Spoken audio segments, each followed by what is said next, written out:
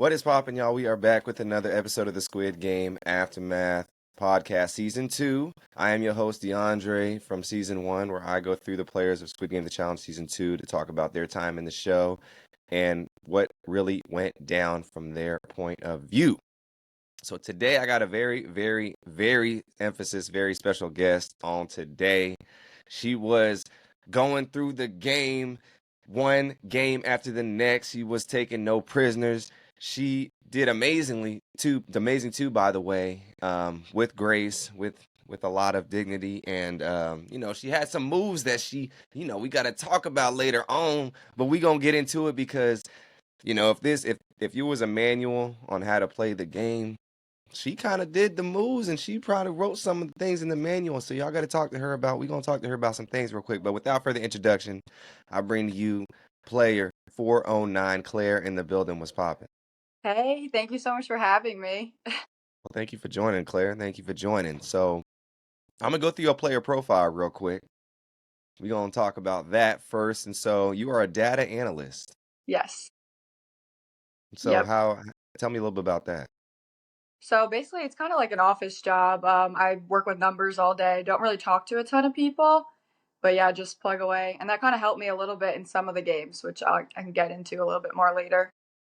Okay. In Maine, what part of Maine? Yes. It's in southern Maine in Portland. I'm actually from New York though, so Maine is completely different than what I'm used to. But it's fun. I like it. Nice vacation place. Yeah, I've always heard great things about Portland, Maine. I need to visit, and Oh, you do? Great yeah, lobster. I've heard they get the lobster now. Oh yeah. And Aries, so that is when is it? April. April. Yes. Happy half birthday. Thank you. And then you have the same thumbs as Megan Fox. Oh my god. I can't even believe when I was filling that out, I was like, I have no idea what to put. But I do. I have look up her thumbs, it'll make sense. I have toe thumbs. Like they literally look like toes. But it's like a thing. It's called like there's like a medical name for it. It's called type D brachydactyly. Yeah, you gotta look it up. But she has them. I heard she has to get like hand models in her movies for them. But Really? yeah, they're kind of weird looking. You could tell on screen. That's all I can see when I'm watching. So how did you ever like figure this out? That was the thing. No, I think, well, so honestly, I never really got bullied growing up, but the one thing people would say would be like, oh, look at your thumbs. Like, that was the only thing. And I don't know, I must have seen it on like Vine or something back in the day, like, or TikTok, I don't know, some like social media thing someone pointed out Megan Fox's, and I was like, I have the same exact ones as her. But it's a thing, like, some people have one like that, and some people have both. I don't know. I don't know why I put that. I didn't think that anyone would read that. I know I must be the first one to ask you about No, that. you are the first person to ask. But some of my coworkers sent it to me. They were like, "What? Why did you put that?" I'm like, "Guys, I don't know." That is hilarious. Well, little shot. That's good company to keep, you know. I mean, who True. doesn't want to be mentioned the same sentence as Megan Fox, you I know? know. It was also after that whole Love Is Blind thing came out, where that girl said she looked like Megan Fox. So I was like, "Oh, that's so funny." But obviously, that joke is over. So, Hey, now we got the new joke now, you know? yep. You taught me something I never knew about that about Megan Fox. Yeah, you got to look it up. Okay, I'm gonna check it out. I'm gonna check it out. Megan Fox, if you need a stunt double, you got one right here. So, Yes. Yep. and so, Claire, why did you decide to apply to Squid Game The Challenge Season 2? You know what? Actually, my sister was the one who applied. She applied in like 2023, heard back a year later. She got through a couple rounds and they said, oh, you talk about your sisters a lot. Would one of them want to do it with you? And she knew I would be the only one out of our sisters to say yes, but she harassed me all day long. She's like, you have to do it. You have to do it. And I was like, I'm not sending a video. Like, I'll fill something out, but I'm not taking a video of myself and sending it in. Like, we're not going to get picked. So many people apply. And finally, she harassed me so much. I was like, whatever. I took a video, sent it in, and here we are. And I was thinking about it, like, I watched season one and just thinking about, Leanne and Trey, like, their story was so captivating for the viewers. And I just felt like, how cool would that be to do something like that with your sister? Like, this is a once in a lifetime chance. All I watch is reality TV. I love it so much. So I was like, I might as well do it. It's kind of like a bucket list thing. Also, So, if when you, are you ever going to be able to have those odds to win 4.56 million? Like, it seems like there's a lot of people, but those are crazy odds. yeah, no, I mean, it's basically getting the lotto Yeah, once in a million. So right. and then a whole application process, and then getting on the show, and then making far on the show. Like, there's a lot of things that got to go your way to hit it. So, Right. And so you say you watch a lot of reality TV, but you didn't want to do the show. I'm just like a viewer. I watch so much reality TV that I also listen to a lot of reality TV podcasts. And so I hear like people are like, "Oh, they twist your words, like the story's completely different." And so I was like, I don't want to do this and then have it completely ruin reality TV for me. Like I don't know, I didn't know like how what my experience would be, but honestly like it was way better than I would have thought. Like they did not sometimes there were times where I'd be like, "Hey, can you guys tell me?" Like, I didn't actually say this, but I would be thinking like, "Can you guys tell me what to do?" I mean, I don't know what to do. Like, don't you guys produce? But no, they let us do whatever we want. Like they really didn't do a lot of I didn't think personally for my edit they did a lot of splicing or like twisting words, so I had a great experience. Oh, that's excellent. That's excellent. What's your favorite shows to watch? Ooh, that's hard. I like Vanderpump Rules is like one of the craziest reality TV shows. I really like Below Deck too.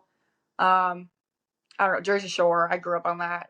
I had three older sisters, so they would always be watching it. So I probably shouldn't have been watching it at a young age, but that's kind But of what got me into we it. all watched it, you know, we all Right. Yeah, you yeah. would sneak it even if your parents said no. So Exactly, exactly. So you like the shows where people are living in a house and whatnot and just yeah, kind of just going through that daily life stuff. Okay, I like that. I like that. I like Survivor a lot too. But Okay, Survivor season 50 around the corner. It's gonna be yeah, exciting.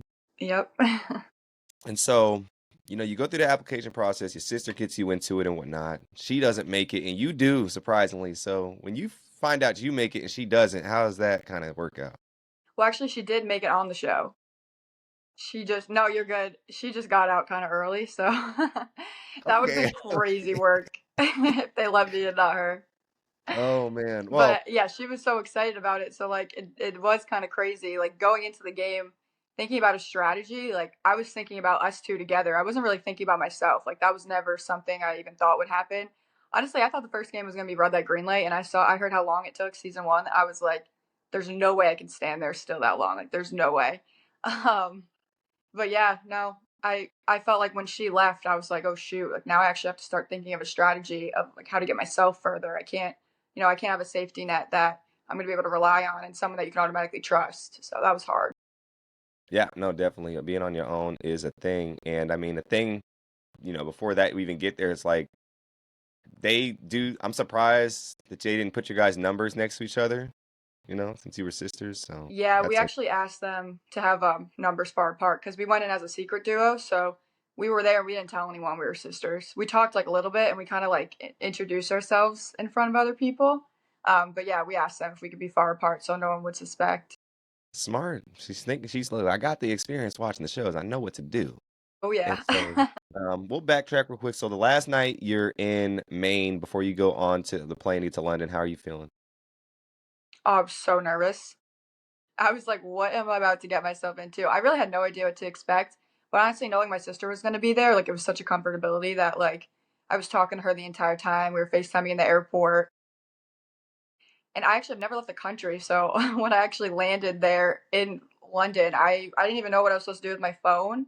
So I just didn't, like, I didn't text anyone I landed, didn't do anything because I didn't know if I had to pay or what. I should have just texted someone. But I got to the hotel and they took my phone and I was like, oh, shoot. Hopefully, like, my family doesn't think I'm abducted or something. But it's kind of funny. Okay, okay. Well, you get your phone taken away, and it's the last night in the hotel before you enter the dorms. Now, how you feeling? Still so nervous because since we went in as a secret duo, like we were in completely separate groups in the hotel. I saw her a little bit from across the room, but like I didn't get to talk to her. And I'm thinking like what the heck did I get myself into? Like I it was so scary, honestly. I was like I had no idea what to expect. I couldn't sleep. Also, I'm the type of person that sets like 50 alarms to wake up and like just knowing that like you don't have your phone, there's no alarms, there was no clock in the rooms. I don't know if anyone's told you that. That was so weird to me. Like you had to turn the TV on and go to like the news channel to see the time. That was so weird. So I didn't sleep at all. I was so nervous.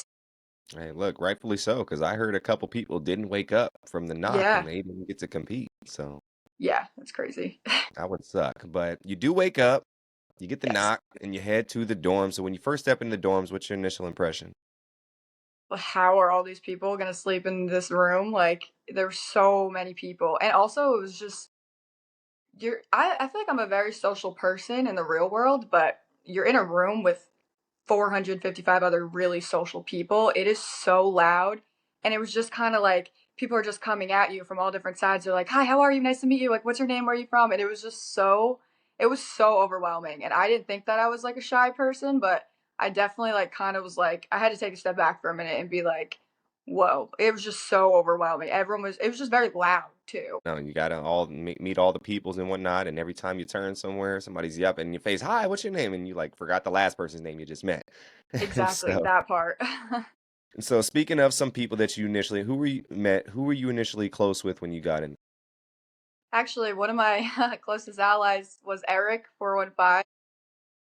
We sat next to each other on the plane, and we obviously didn't know each other were going to be there. But once we figured it out when we got to the airport, it was funny. And he was in the hotel with me as well. So yeah, we got super close. Same with August and Jesse. August was 111. Jesse, I'm blanking on his number right now, but he was the one who did the counting and one of the people. Yeah, those are the main people. Karen. Oh, you didn't get to see Karen, but this girl Karen was the funniest person I've literally ever met.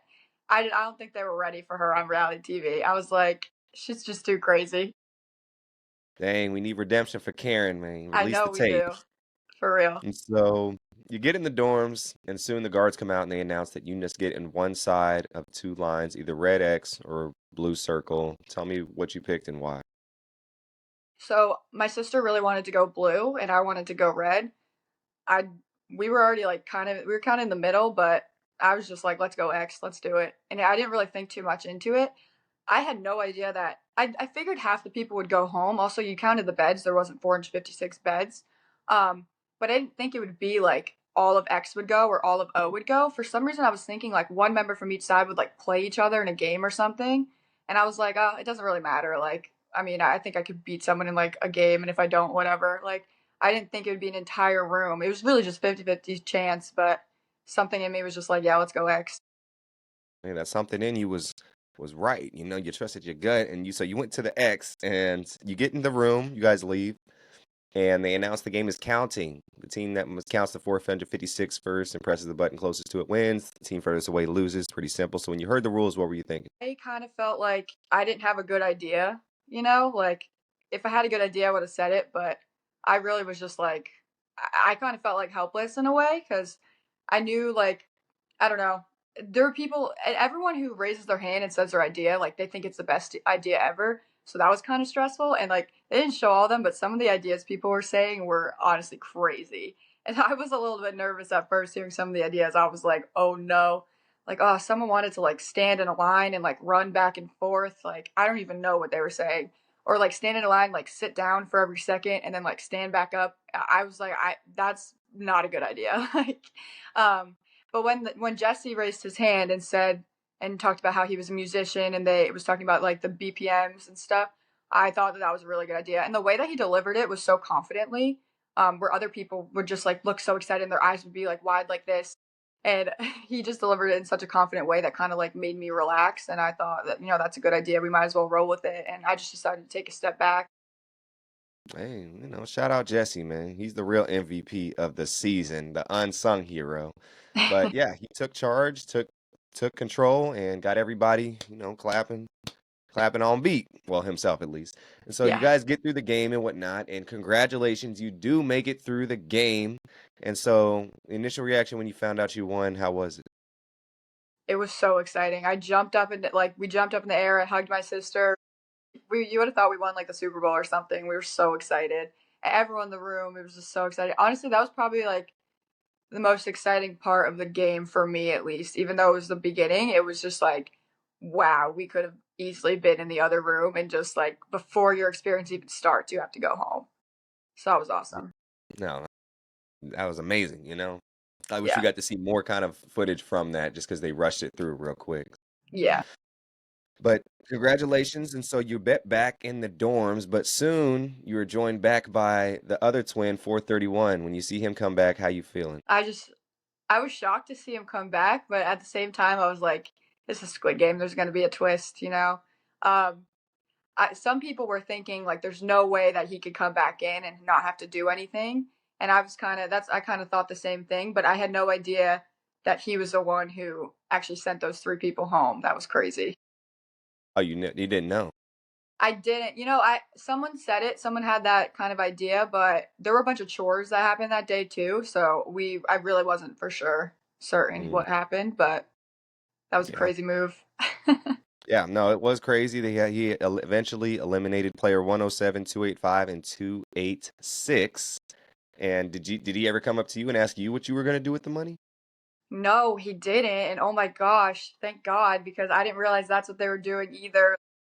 Oh, I felt bad I think her name is Jackie. I felt bad because, I mean, that's something I totally could have said. Like, it looked like they were joking around, and she was like, yeah, I want to have fun with my friends. Like, I feel like a lot of people would do that, have fun with their friends, but it just stinks that her saying that and joking around was something that got her eliminated.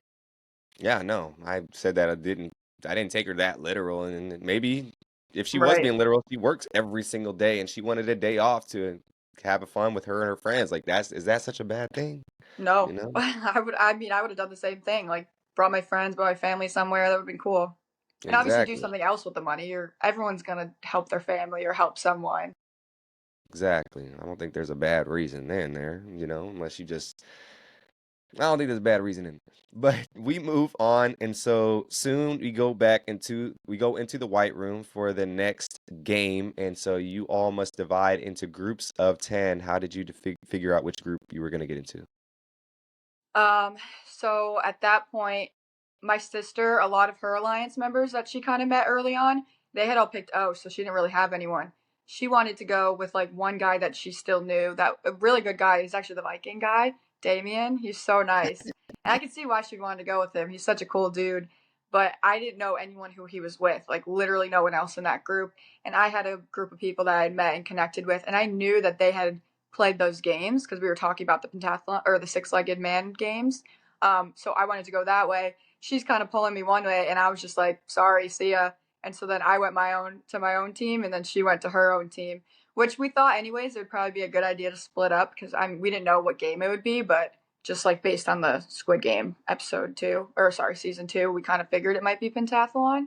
But yeah, we split up. Wow, y'all did the same thing Zoe and her dad did. Interesting. Yes. Yep.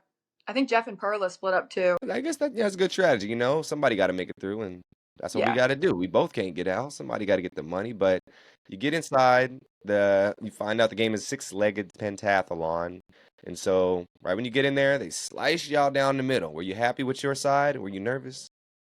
I was happy with my side because the people who I had talked to about the games, they were on my side. I did know someone on the other team was like really good at Ganji, so I was kind of nervous about that. And yeah, she did. She did it in like 2 seconds. It was crazy.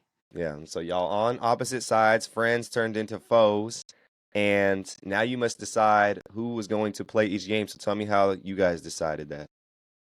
Actually, it honestly kind of ended up perfectly. Like there was one guy on our team, Jesse, who knew how to do Ganji. No one else did. August said that he practiced House of Cards when he was younger all the time. So we are like, okay, perfect. And then Karen, she said she had the ball and cup like she growing up, so she did that. I played basketball and volleyball like growing up, so I played soccer too. So it was between me and Eric to do jeggy and throwing stone, and we kind of went back and forth, but we just ended on me doing throwing stone and him doing jeggy. So I'm pretty glad how it worked out. Nice, nice. So they kind of rushed through all these games and whatnot, but tell me how your guys' game went. Good. Karen crushed the ball and cup, which I thought that would have been one of the hardest ones. That string was a lot longer than I would have thought, but she got it in like 5 tries. And then we got to flying stone. I got it at my second try. Finally, once we started Ganji, I think while they were still on ball and cups, we had a little bit of a lead. And we took our time on Ganji. Jesse was really trying to make sure that he understood because also the sequences were kind of confusing. They ended up catching up a little bit on Ganji because Tabitha, she did it so fast. I think you met Tabitha. She did it in like a crazy amount of time. I was shocked. And then, but we still had a little bit of lead, I think, going to House of Cards, and August just did such a great job. And then they couldn't get their House of Cards up. So, Couldn't get their house of cards up. Y'all did, took care of business, and congratulations, you made it past the next game, and you're moving on up like the Jeffersons. And so you get back into the dorms, and soon we find out that there's this secret compartment maintenance room, and Mr. 272 Ryan comes out with these cookies. Do you take a cookie? no, I was not taking a cookie. I was like, hell no. The way he explained it was like, we're just we had some cookies. We're just so full. Do you guys, anyone else want one? We're like, you're full. Like, we know you're not full. We've been eating the same things as you, and like, we're starving. What are you talking about? And it ended up being innocent, but just the way he was explaining it was like, dude, what are you talking about? He was like, oh, you guys can trade me something for a cookie. We're like, get out of here. This man was talking like he was the witch and Hansel and Gretel and trying to come in and Right. cook you. Right, He's like, literally. no, you ain't coming in the gingerbread house, okay? And so he does that, whatnot. And so soon the guards come out and they announce that there has to be a vote, and they announce the slowest players from each game must come up. And the players are 180, 89, 43, 44, and 289. Vote to keep them or send them home. So when they announced this, what were you thinking? Um, I felt bad at first, obviously, because that kind of stinks. You just get through this game and it's so exciting that you won because especially those people took a long time, so they were probably like so grateful that they made it through. And then immediately they're up for elimination. Like that just stinks. But my in my head, I didn't know any of the people who were up there. I hadn't talked to any of them actually. I just hadn't gotten a chance to. And I thought there's five people are going to go home regardless. If it's not these five, it's probably going to be another five. So that's why I voted X. I think if it was one of my pentathlon members, maybe I would have voted O to save them because I mean, how are you going to go against your team like that? Yeah. Well, you did vote against your boy. It wasn't Jesse up there? No, it was Michael. And watching Michael. that back, I didn't even realize that he was. I don't know how I didn't realize, but I wasn't even thinking that that was one of the counters. When I watched it back, I felt horrible. That was terrible. Oh, But so you didn't even see him up there? no, I saw him up there, but I wasn't like you're so out of it when you're up there. I wasn't even thinking. Actually, watching that back, I was like, wow, there were a lot more people up doing that counting than I thought. Um, but yeah, I did feel bad for that. But I know So if it wasn't those five, they would have picked another five up there, and who knows, it could have been me. who knows? Who knows? And so, Yeah. well, and also about that. So, how do you feel about some people like skipping up there, dancing, twerking, catwalking? Oh, Feel them- I think that was mean. I think especially there's a certain point. I think those people up there probably knew that they were going home. I mean, I probably would have known. But yeah, I just felt bad. That was brutal. That was tough on them. So, Yeah. boom, they're all voted out the game. Capiche, caposh, capoosh. And then soon, another thing pops up. We find these scratchers. You get to pick a scratcher or a meal. Did you pick a scratcher? No, I was picking a meal. Ain't risking it for the biscuit quite yet. No, heck Um, no. did you get any food from the people who did get treats? I did. I got a little bit of cake. Hey, she got something. Got something. I did get some cake. And so, yeah, soon it's finally time for the next game, and you guys enter back into the white room, and there's four different colored box rectangles: yellow, purple, light blue, and pink. Which one do you pick and why? I did yellow because, well, I wanted to go purple first. That's my favorite color. But everyone was going purple. I think there was going to be too many people and not enough spots. So then I looked over at yellow. There was no one going yellow. So I just went and got a spot just in case. Okay, she got yellow, good squad and whatnot. And so soon y'all enter the arena, and it kind of looks like a basketball court. I was like, are we about to play one-on-ones? Are they about to go fives? I don't know. I But was so excited. when you walked in, what did you think it was going to be? I thought it was going to be basketball. I was like, oh, let's go. I could not have asked for a better challenge. Um, but then I saw the dots on the floor and I was like, hold on, that doesn't make sense. But I was thinking maybe we'll shoot from the dots. I really thought it was going to be something with the basketball hoops. Yeah, definitely. I would have been cold. I would have been cold. I would have liked that. But Yeah. they announced the game is catch, and so the player who must throw the ball to the catcher, if they drop it, they're both out, so on and so forth. Very simple rules. So when you heard these rules, what were you thinking? I was thinking more about the catching side of things, and I was like, I mean, I don't really care where I stand. I'll be able to catch anything that comes to me. I wasn't really thinking about the throw and that people don't really know how to like throw very well. Like I just it wasn't something that even crossed my mind. So when we were in those huddles trying to figure out where everyone would stand, I wasn't really worried about it. I was like, I'll stand wherever you guys want me. I don't really care.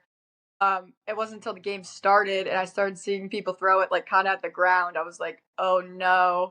I was like, I wish I was in the front now. Yeah, because that throw is the most important part of it. You got to have a decent throw. Give them a chance to catch. Even if you're not the best catcher, a good throw can save you. So Right. that's kind of how it goes. So, you're on the yellow squad. Vipers kind of leading y'all and whatnot. Where do you end up landing at in line? I was kind of like the middle front. I was in like I think spot number 12. So not too far, but like not super close. It was still a little bit risky. A little bit risky. So, so everyone's catching at the beginning and whatnot, and then a lot of people start dropping it. Tell me kind of your throw and or catch and throw experience since they were rushing through this game. So I actually got really lucky. The three people in front of me all got eliminated. So if the person in front of you gets eliminated, you don't have to catch anything. You're the next person that goes up and you just throw it. So I didn't have to catch. I got pretty lucky with that. And then I threw it to my person and she caught it. So that was pretty much it. Nice, pretty simple. She caught it, no problem. That was in your line, right? Yes. Okay, nice. Saving the line, keep it moving, sitting down, enjoying the game and whatnot. So congratulations, you make it past that game as well. You're moving and grooving on your way up.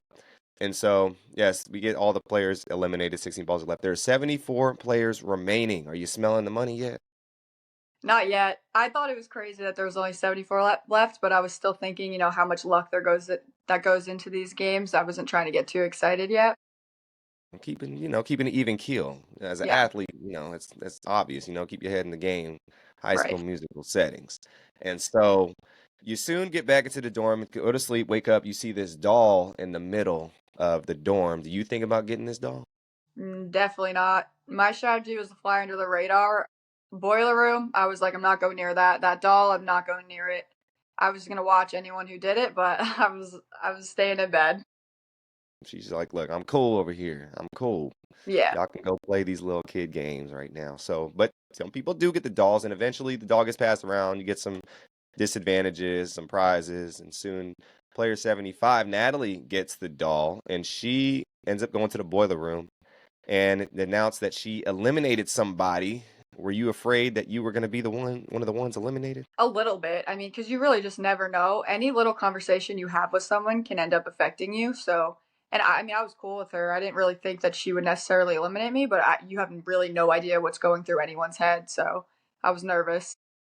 Yeah, well, that nerves was well suited because a lot of people didn't trust her, but she eliminated player 80, and so 80's up out the game, and then soon our friend Matthew 98 gets the doll last. He goes into the boiler room and it's fine. He finds out that he has to put up somebody with elimination for him and them, and so when he comes back out, he has this big speech. How'd you feel about the speech? You know what? I don't know if he was lying or not. He says that he wasn't lying, that it was genuine. I thought it was genuine in the moment. I felt really bad. And I think he made one of the smartest moves picking the twin because I think Perla said it. If he would have picked someone else, I think people would have voted him out. Um, so yeah, I did feel bad though when he was talking about his kids and he was crying. Yeah, no, it was an Oscar-winning performance, Coach. Right. We don't know, but he gets up there, he picks a twin, and so everyone's starting to vote. Who do you vote out? I voted the twin out, so I voted to save Matt. I just Nice, you think, didn't. no matter what way you slice it, having someone in there is an advantage. And I know that from having my sister in there. Yeah, she was like, look, and your sister's out by this point. Yeah, Yeah, yeah, she was out. yeah. So you like, look, I lost an ally. You got to lose an ally too. We all got to play Yeah. even now. Right. So, um, so yeah, the twin is gone, and he's crying and whatnot. Do you talk to him after his brother is gone? No, I didn't. And I felt bad because I actually had talked to the one that I had sent home. I think his name was Raoul. I talked to him a little bit. He was a really nice guy, super cool. So that was hard, but I didn't really talk to the other one very much. Yeah, hasta la vista, man. And so soon it's time to eat some food. Y'all get these beans and pork and whatnot. And soon our friend 21, Marcus, finds a note inside of his that tells him what the next game is and the number. Do you ever find out about this? No, he said it to me like after the game. I was like, there's no way you had a note. I had no idea. It was crazy. And you were surprised he didn't tell you? No, I didn't really know him, but it was just I had no idea. I didn't even see anyone like whispering or anything about that. I think that made me realize I have to be more observant. Hey, she was chilling. You was in bed. You was in bed, Yeah. you know. Well, soon the next game does get started and we find out it is Mingle. So when you first walk into the Mingle arena, what are you thinking? Was nervous again. I think every single game I walked into, I was nervous. But Mingle, that was one of the. I had no idea that they were going to play that. I know it was on season two, but I just thought there was no way they'd be able to do it because of how physical it would be. And then I walked in, I was like, no way. And people were so excited. Not me though. Yeah, they was people was ready for that. It's time to get some frustrations out Right. and burn some calories at the same time. And so when you get in there, the game's about to start. Do you have a plan like with your team or are you kind of just doing whatever? So the thing is with Mingle is having an alliance is really important. Pretty much all my alliance had already gotten out in the previous game, so that's also another reason why I was so nervous. I kind of just found a group of people that I was cool with and kind of joined onto them. And I knew that I had to make myself useful because, why would you want to keep someone around that's not really in your alliance? So I was trying to focus and do all the numbers. So I made sure I kept track of how many people were left in the beginning of Mingle. And then after each round, I kept track of how many people were eliminated so I can kind of predict what the next number would be. For example, if there's 40 people left, I knew they weren't going to call four. I knew they weren't going to call five. They're not going to call eight. They're not going to call 10 because all those numbers go evenly into 40 and like no one would get eliminated. So we could just basically cancel those out immediately and we could be like, all right, this is what we're going to do if they call six. This is what we're going to do if they call seven. And so I was really just trying to be as useful as possible. Oh, the data analyst is coming out now. She's like, look, Yeah, that y'all, was what I was going to say. Yeah, that helped me a little bit. that's pretty smart. I mean, I don't think you're the first person to tell me that I've talked that played Mingle had that strategy and even mentioned that. So that's a vital thing. And we're like, oh, we got to keep her because we need her for the next round and get these numbers right. So she's not getting kicked out the room, y'all. She gonna stay in here. And so throughout Mingle, you make it through the rounds. They start calling all the numbers and whatnot. Can you tell me, like, throughout the game, you had your strategy? Were you cool throughout the game, like when it was playing, or was it still really high stressful for you? It was really high stress, because any round you could have been left out, and someone to your face could be like, "Yeah, you're with us for this group," and then they could tell the next person, "No, like you're with us," and you really had no idea. I felt like everyone was lying, everyone was scheming. I would look around, people would be screaming at each other, or people would be like whispering and making side deals, and it was just so stressful because you really had no idea if people were telling the truth. So that was hard. It was hard. It was hard, but you making your way through the game and you made it all the way, seemingly, until you guys decide to stop and protest the game. We're not moving no more, coach. Simon does not say. And when you do this, are you cool with the protest or are you like thinking, okay, I'm gonna slide onto a door when y'all not? I was kind of like, I'm gonna slide onto a door. I got what people were saying. It was so stressful. It really was. But I felt like my group that we were with was honestly probably like one of the calmest groups. If you look at some of like the wide shots, you'll see like one group kind of on their own and everyone else on the other side of the platform.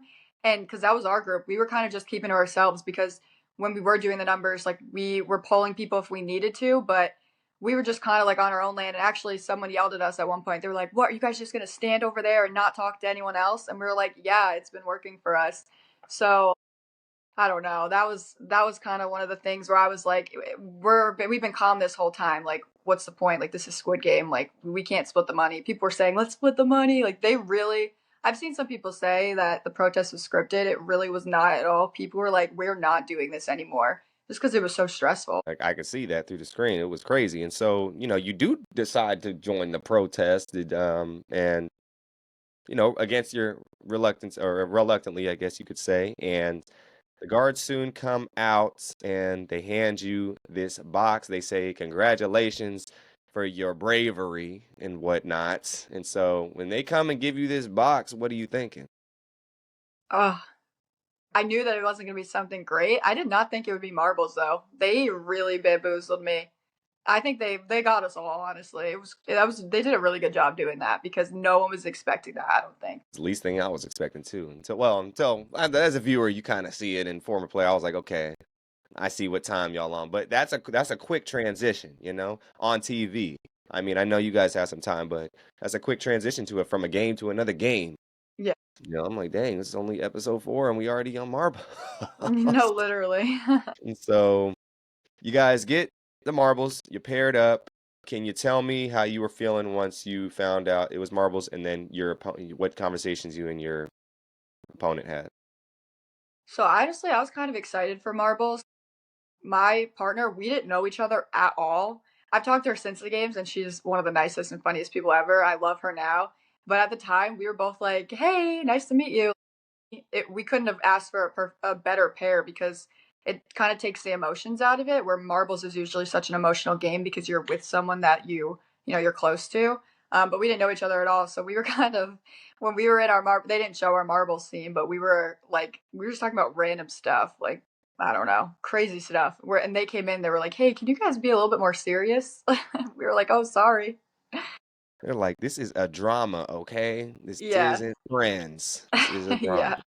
And so, yeah, they didn't really show your guys' game at all. So can you tell me how your game went? Yeah, so we decided mutually, we just said, hey, do you want to just throw a marble into a bucket? One of those pail, kind of like the beer pong game. Um, and I can't remember how many we each hit. I think I hit like five or six, maybe, and then she hit maybe like two or three. So Chilling during this game. You're like, you should have, you didn't know I play basketball. Did you tell her you play basketball? I did tell her I play basketball. She said okay to that game. Yeah, I don't know. Someone actually asked me that when I got back in the dorms. They were like, she played that game against you? Didn't she know you played college basketball? I was like, yeah. She's like, look, I can beat a basketball player. That'll really put me, maybe she was trying to get a confidence boost for herself I or mean, something. yeah, I I'm don't not the know. best at beer pong, so maybe she's good at beer pong. Maybe, yeah, maybe she like, look, I wasn't on a sports team, but I was in the parties, and that's what time it was on, because some of these beer pong people, if you a beer pong player, you will knock it easily. Like that's Right. nothing to you. And athletes, we messing up, not being able to hit nothing because we ain't at the parties like that. We trying to in the rehab room, or we trying to get some rest. We don't have Right. time. So maybe Exactly. that's her angle, but it didn't work out. So, but congratulations, you won marbles. Amazing. You made it to the top 22. Now do you smell the money? A little bit. I started thinking about it a little bit more. I could not believe it. Every day that went by, I was like, I cannot believe I'm still here. Hey, it's inching closer and closer, and you're getting in there. And so soon the guards come inside the dorms and announce that you guys must choose three monitors. Do you think about being a monitor? Definitely not. Same vibe as the boiler room and the doll. I was like, I'm not going to volunteer for anything. I wanted to fly under the radar. She was still chilling. Look, I'm just gonna get in my bed, and y'all can come get me when the breakfast is ready. Okay, I didn't stay in my bed the whole time. I'm just messing. I know, I know. Yeah, she was outside. She like taking strolls and whatnot too and whatnot. Yeah, yeah. But you guys do select the monitors 410, 230, and 327. And once they're announced, they're like, all right, they get satin sheets, they get these special treatments. So were you cool with the special treatment they were getting? And did you help out at all? Yeah, I mean, I was like, all right, that's what they get for volunteering. They kind of might put like a target on their back, so at least they can give them is a little bit of special treatment. They also got a couple good meals that they didn't really show, and even a couple more than they did show. And I was a little bit jealous of that. Like I wanted a burger so bad. They didn't give you no food? No, I didn't get picked. A couple people got picked, but I didn't make it. You had to suffer in silence. I know. Well, soon the monitors get these treats and whatnot, but then you guys are in the dorms, and there end up being three other players' numbers called to go into the kitchen and whatnot, and it is 437, 417, and 98. So when they called them in there, what were you thinking? I was thinking that it had to have been something bad. They didn't tell us. We didn't know that they had to pick three people that would be at risk for elimination. We didn't see that till we watched it back. Um, but I figured, like, just the way they picked those three people, it had to have been that they were picking someone who was up for elimination. Yeah, she's like, look, it ain't me. So they go in the room, and then the voice above announced. It was kind of confusing watching it like on TV with the people in the rooms and then you guys. I couldn't tell who was hearing what, but what did you hear the upstairs people say? Um, I think we just heard the rules. Like, they showed both teams and they said that one person from each team would have to self sacrifice, and whoever did it first um like their other two people would be safe and the other room would be eliminated. Once we heard that, we were like, all right, the room with 98 in there is definitely going home. And I think we all said that. We were like, oh man, we felt bad for the other two. Yeah, that's tough. That's a tough draw. And so Yeah, they it's a get in there, brutal they show a game. little bit of it on the screen, and then, they cut it off. They cut the camera on y'all, and, I just gotta wait there. And so we find out eventually that, 417, 437 to 98 lose, as well as 230 is gone and then once you realize, you see 327 and 410 walk back in, what's your initial reaction? I wasn't surprised that they walked back in because, like I said, I think we all kind of knew that the other three were going home because we just thought those three were kind of a little bit more argumentative, and we thought it would just take them longer to figure out the whole game. But yeah, I didn't think that they were gonna have to pick another monitor. That's for sure. You weren't expecting it. You've been playing low key this whole time. But it's time to turn the key on and open the door. And you get picked as the monitor. Were you excited? Were you like, nah, I ain't trying to do this? How were you feeling? I was not excited. Actually, they didn't show. Everyone's faces were like, and people came up to me. They started hugging me. They were like, "I'm so sorry."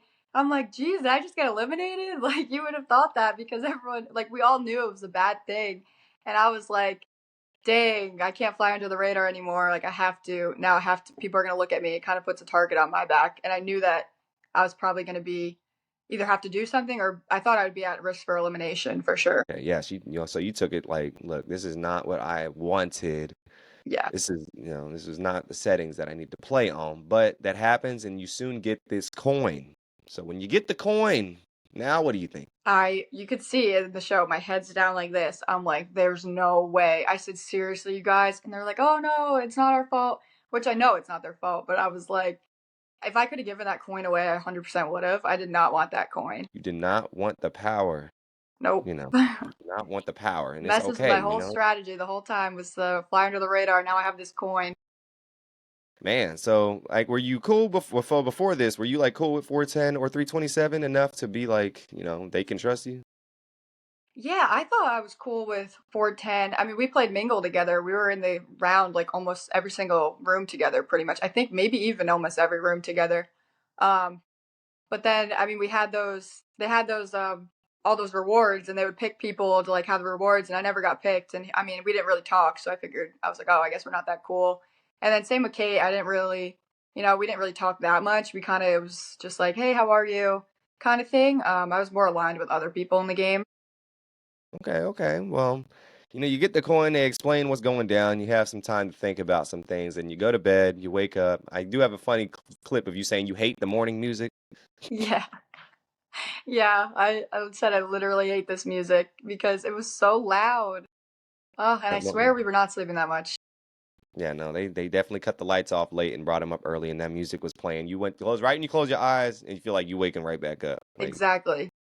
it was ridiculous. But yes, that morning comes.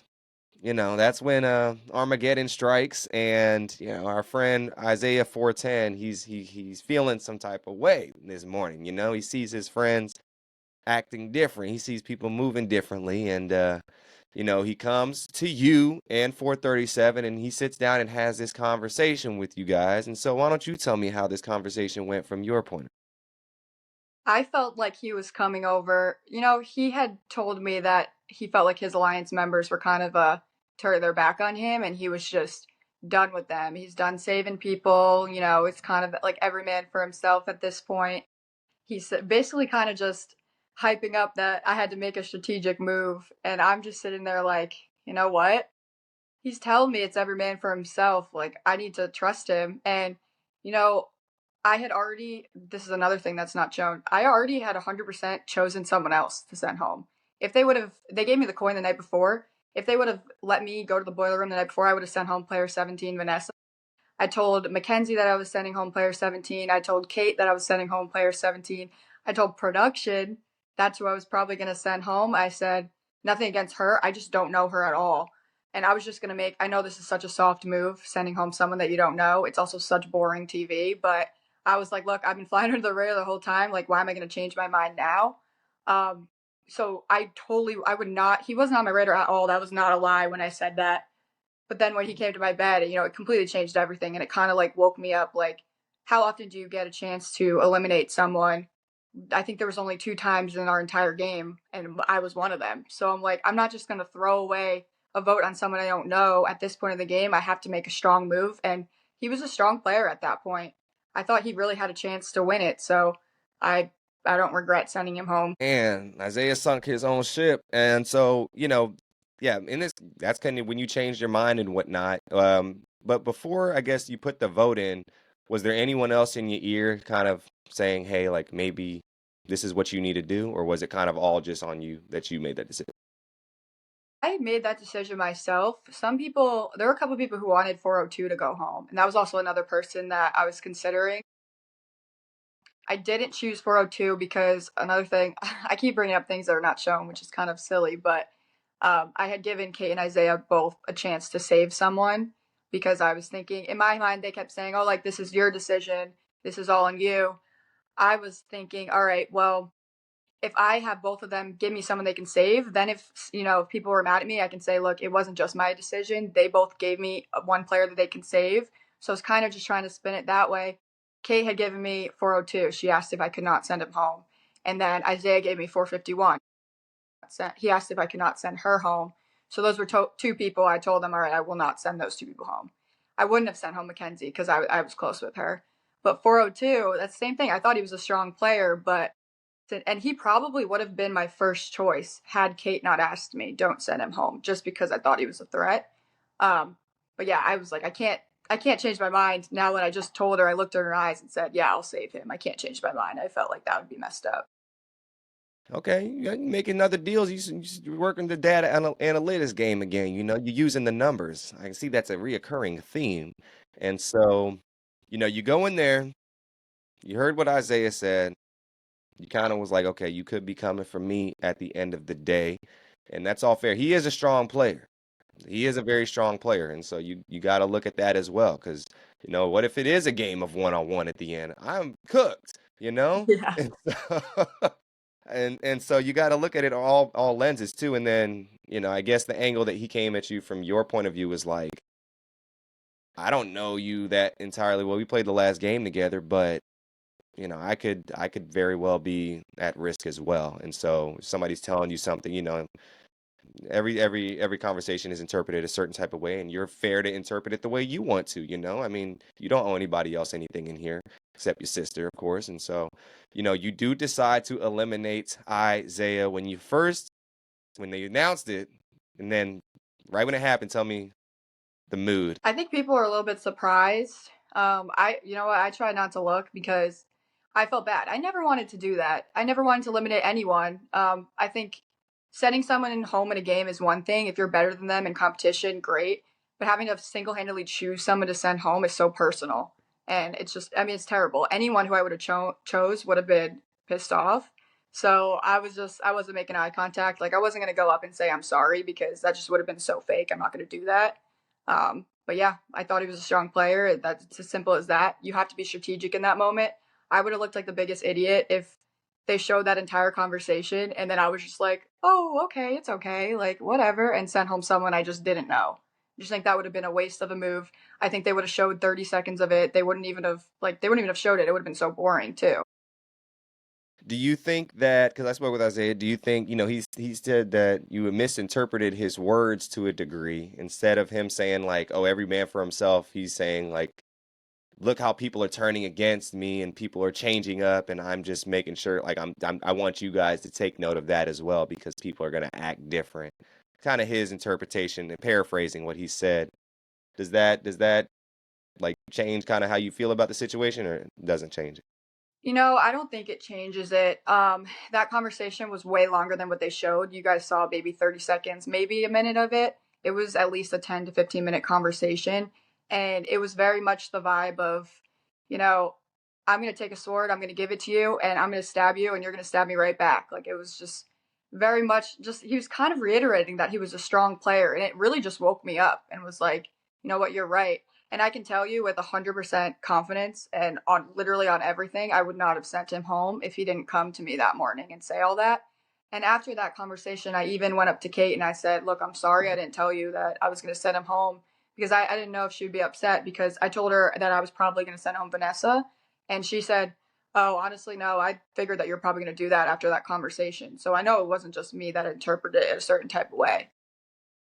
And Okay. I also think, I know it was a much longer conversation, but I also think even if they just, like, they didn't have to show more of it. I think even by them just showing what they showed, I think it was enough for people to understand why I did that. No, I was watching and I was just like, oh, snap. And This man done woke up the boogeyman, that's a card, that's a kind of a sin, if you watch reality TV. yeah, So, you gotta be careful with these conversations because that's like watching an episode of, I guess, Big Brother and you saying, somebody could be backdoored and them thinking you're safe with them. Oh, I got you. And then them saying something like, yeah, they're going to target the strong players and I'm one of those people. And then you're the one that's able to maybe flip it on them like, man, you are a strong player. I didn't realize that until you kind of just told me these things and it kind of just clicks and hits them right there. right. And also, like, this is a social game. Anything you say matters. Every conversation matters in a social game. I firmly believe that if you would have said that in Survivor, you would have said that in Big Brother, same thing would have happened. You just have to be smart with your words. Yeah, no, definitely. You gotta keep that tongue tight. And just be careful. And he's a big meat on a stick target too. So at that in that instance as well, it was very dangerous. And so TJ from our season kind of had that as well with him as well. He had to be careful with what he said, and Gotcha. people everything he said, some people liked, a lot of people didn't like, and that's just kind of how it happens when you kind of in a power position or quote unquote power player in that instance. But yes, he is eliminated, and soon you guys are getting ready for the next game. You walk into the white room, you see all these different colored vests, and now you and 327, Kate, must pick teams of two for the next game. So tell me how you guys figured out and decided what that process would be like. We went back and forth a little bit. We first were thinking just putting two random people together, but then we didn't know if people would be upset with us for doing that. So then we figured, um, let's just put let's just put two friends together because we thought that they would be happy. Not thinking that, these people might actually be split up, but it ended up working to our advantage because then, you could split up good duos or strong duos. Okay, so yeah, so y'all decide the pairs, and you get 402, 183, 72, 369, 412, Kate, 302, 361, you and 410 or 110, 383, 378, 481, 451, and 398, and 318 and 17, leaving our friend Drake, I know. 346, without a team. Did you feel bad about that, or you're like, I don't know this dude? No, actually wanted to pair Drake with.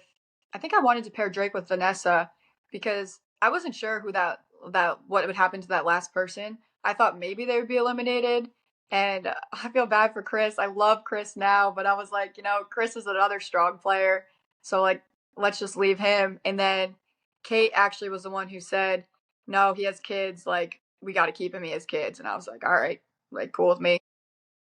But I felt Okay. bad. Oh, I love Drake. He's so funny. Yeah, poor Drake all by himself. But then the guards announced that he can select a player and take their place in the next game, which was kind of weird to me. Like, you gonna leave somebody regardless, so why do that? But Yeah. anywho, Yeah. uh, picks to switch with Trinity, and so soon you guys enter the room. And so when you get inside, you see this big old Candyland set, slides and ladders, essentially. What were you initially thinking? I thought it was so cool. It was an amazing set, especially in person. You could tell by watching it that it looks really cool, but just being there was awesome. Oh yeah, we need the meta glasses for that, coach. We need to Yeah. see the first person shooter point of view. And so you get in there, they explain the real rules to the game, slides and ladders. You go up this ladders, down the slide, etc. You land on the mystery box, hit the box, you flip the card and you get what you get. Pretty simple and self-explanatory. And so you guys get started with the game. You're rolling dice, this, that, and the third. And so early on, you see Perla and Steven kind of get into it. What's your take on their beef in that moment? I understood. I understood it from both sides. Like I know Perla had and Zoe had just picked their team, so it made sense to me that Steven would pick them right back. Um, at the same time, the good argument is, well, Steven, I don't know if you could really tell by watching, but people were playing very nice in that game. Like they weren't really screwing anyone over, except for kind of Steven doing that because he had the choice of either sending someone up a ladder or sending someone to an unused slide. So I think Perla's argument is you could have helped someone, but you decided to hurt someone, whereas Perla's team, like they had to choose someone to go to the slide. They didn't have a chance of helping someone. Yeah. Yeah, no, I mean, it's two sides of the picture, and they was going at it. But hey, you was in the back, back night, like now how you wanted it. Yeah, They not looking at you no more. right. And you, you purple squad, you making it through with 110, and they kind of go through you guys. They don't focus a ton on you guys throughout this game, but you get to the top, you make it. Can you tell me, I guess, in a little bit more detail how the game went for you? We were pretty good. We were at the bottom for a while. Like we kept rolling ones and twos, and then we got to the second row finally, and then had to go back down a slide to the first row again. So it was a really long time that we were on the bottom. But that game, the amount of times people were all the way at the top and they had to go all the way down was a lot. Because at first we were getting nervous. We were like, we were in the back by far. We didn't really, we landed on one twist card, but we didn't really have to, make any hard decisions. We kind of slid through that game, got up, avoided the slides, and then, yeah, rolled a five, perfect amount to get to 42. So it was pretty smooth for us. Pretty smooth sailing. You make it on through purple, gets to the top of the throne and makes it through. So congratulations. You made it through the next game. And there are only seemingly 10 players left now. So now do you smell the money? Yes, this is finally when I was like, oh shoot, I can actually win this. It was real, It started all the thoughts coming back about, if I win this, I'm gonna do this and that and the third. Exactly. So yeah, it's definitely real at this point, and there's basically no more hiding. There's 10 people left. You can see everybody easily. And so you guys get back into the dorms, you chill for a little bit and whatnot, and it's soon time for the next game on camera very quickly.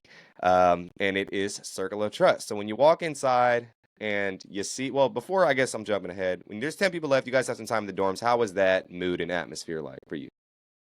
It was good. I mean, it was kind of funny because I feel like slides and ladders, a lot of people were arguing, and then we got back to the dorms and everyone loved each other again. So it was kind of weird. We were like, like, you guys were not acting like this an hour ago. We were playing a game, but it's just a testament to that social aspect. Like, when you make it through and then the person you were beefing with in the game also makes it through, like, you kind of have to do damage control.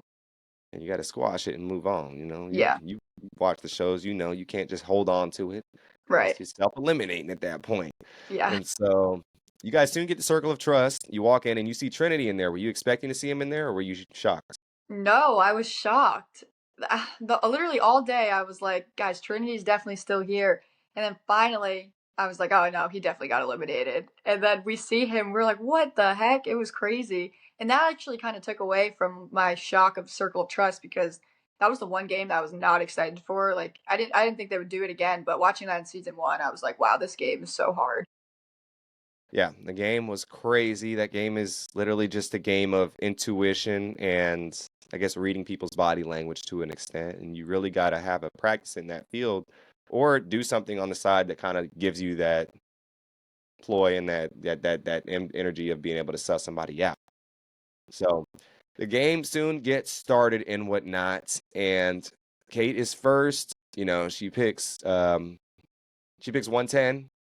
Has she at least connection with 110? Your old partner. Your old Yeah, partner. I You know? know. And so they guess wrong and they're out. So how you feeling that your partner's out? I was really sad. They didn't show that, but I was really close with Melissa throughout the game. Um, but I knew like when she got that present on her desk, I knew that I was probably in trouble as well. Oh, you felt it. I felt it because we were definitely on one side of the alliance and we were talking with people. I mean, we only hung out with a certain amount of people like all day. And then there were but we never like actually had those alliance chats. Like we were clearly on one side, but we never really had those chats. And then the other side of the alliance kind of wanted to pull us towards. So we felt like we were in a great position. We were like, let's go. We're in the middle. Like we were like, we could not be in a better position. Like the other two sides were clear and I think it ended up messing with us because then we never had those alliance talks. So they didn't really know where our heads were at. I Did think we were easy you targets being in the middle. did you purposefully not want to have those alliance chats? Because there's only 10 people left essentially. And I think did you think okay, the strategy just be cool with everyone, nobody's gonna suss us out, and then we can just skate by, or where you may be thinking like maybe we should kind of make a hard stance and really tell people, hey, we need to work together? Yeah, looking back on it, we should have had a hard stance. We actually have a group chat now called the Alliance That Never Was because we just never talked about it. Um, but I think my thing was like, let me not let the other team know that like I'm fully on this side. Like let them think like I'm cool with everyone, just to kind of be like, like, oh, I'm just flying under the radar. Like don't attack me. But I think that ended up, hurting me. That's a tough stance. Well, soon, it's the next round after your partner's out of here, and the box. We don't see who picks up the box on camera. They want to hide things from us and put smoke and mirrors in everywhere. And so, but we find out the box is on your desk, and they said we got one of them, one of the purple team. We got to get the other purple one. And it's your time up. So when you see the box on your desk, play with me on how that played out with you. So I had thought, all right, I'm going to take the blindfold off. If I see the box on my desk, I'm going to look at everyone's eyes, their body language, just see how people are acting. When I took that blindfold off, I could not see anything. Like I don't think people realize how dark it was. Like they really, and it was, you had that blindfold on for so long too. Like I don't know how long because we had no sense of time in there, but talking to like my castmates, some people think it was like 10 minutes, some people think between 5 and 10. I don't know, but a very long time to have a tight blindfold on your eyes that you could not see anything. It took so long for my eyes to adjust. So by the time my eyes adjusted, everyone was sitting there like this. Like it was just so hard because I thought I'd be able to see people. Like if people didn't have to adjust their eyes very well, like I would think, oh, maybe they just had to put their blindfold back on. But it was really hard to figure that out. Also, what's not shown is there's really loud music blasting in the background, like very loud classical music, which that's another thing. Like you could not hear anyone walking around. You couldn't even, they had guards walking around you. You couldn't even hear their footsteps, like let alone trying to hear a desk move or something. So those are my only two strategy things going into the game. I was like, all right, that's what I'm going to look for. But I couldn't do either of those because it was just, it was just so hard. So it really came down to just questioning people. And I was not good at questioning them. I had no idea. Yeah, you had that's the only thing you can rely on at this point is just looking at people and asking some questions. So you initially think it's Vanessa or Steven, Mm-hmm. Why them two? Because I knew that I wasn't close with them at all. Like they were, like I had barely talked to both of them. Um, and I don't know why I said I know it's either one of them. I definitely didn't know. I really had no idea at all. I just like I figured if I would have had to guess, I would have guessed either AJ, Kate, Steven, or Vanessa because I just hadn't talked to either of them. But then it's also confusing because then you think, oh, maybe your friend would put it on your desk. So I felt like I was just taking a shot in the dark. And at that point, I'd finally learned that Steven won so much money playing poker that I was just like, let me manifest that he put it on my desk and get him out. So how'd you hear about him winning all that money? Someone mentioned it in the game, and I was like, wait, how much did he win? I don't remember who even told me, but I had heard that he played poker like way earlier in the game. But to me, that's like, I didn't know what that meant. I was like, oh, you go to Vegas sometimes? Like, I didn't know the extent of it and how much money you can actually win. And then when someone said, no, he won almost $7 million, I was like, what? That is crazy. But I'm surprised he said told people that, that was great. I mean, coach, that's the one thing you should yeah, not say on this show is you got money like that. I know. But he ended up, I mean, he held it in long enough. Or if he told people in the beginning, like they didn't tell anyone because I didn't know. I didn't know by the time I had that coin because I've seen some people say, well, why wouldn't you send him the poker player? And I was like, guys, I probably would have if I knew he won that much because that would have given me the easiest reason. Like, hey, you don't need it. Facts. And I mean, he's told the people he needed to, and then it blurted out late when it was too late. Great. And so you picking this deciding between them two, and you do pick Steven. You're like, look, whatever happens, happens, and you place it there, gets up, and then boom, the squib goes off. Yes. And that is sadly where your journey ended. When it popped off initially, were you ready for it, or were you like shocked that it happened?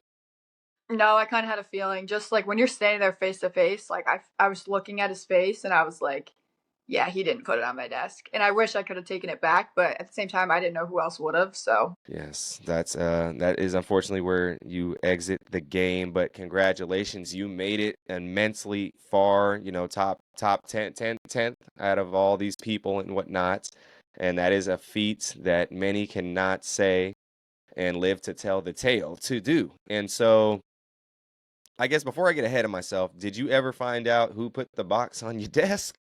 yes, I did. Actually, she got out right after, so she ended up telling me. Oh, okay. She got out right after. Well, I can find out who she is. Oh, sorry, AJ 412.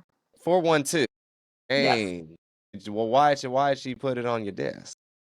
I don't know. She said she did eeny, meeny, miny, mo. She said she didn't really know, but I wasn't there, so I don't know if she did that, but I don't blame her. I mean, it's a game. She did a good job. I didn't expect her. Or, yeah, so I didn't.